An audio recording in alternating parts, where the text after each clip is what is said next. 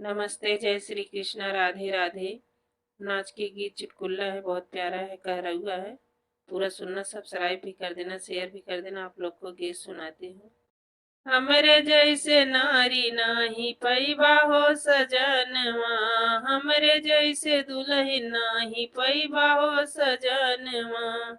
पैबा हो सजनवा हो, पैबा हो सजनवा, हमरे जैसन दुल्हन नाही पैबा हो सजनवा।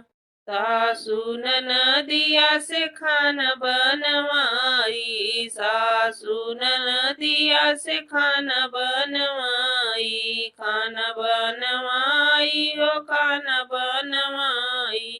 अरे तुम से रोटिया से काई हो सजनवा, हमरे जैसे नारी नाही पैबा हो सजनवा, हमरे जैसे दुल्हन नाही पैबा हो सजनवा, हमरे जैसे दुल्हन नाही पैबा हो सजनवा, हमरे जैसे नारी नाही पैबा हो सजनवा।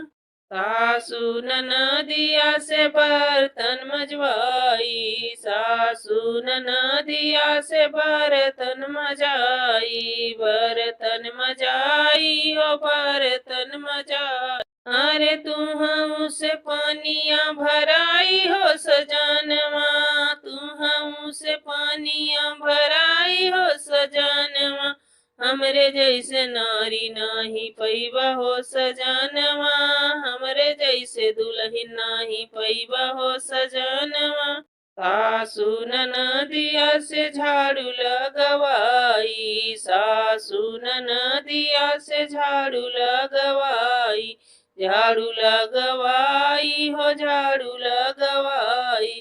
अरे तुम से पोछा लगवाई हो सजनवा, तो से पोछा लगवाई हो सजनवा, हमरे जैसे नारी नाही पैबा हो सजनवा, हमरे जैसे दुल्हन नाही पैबा हो सजनवा, हमरे जैसे दुल्हन नाही पैबा हो सजनवा।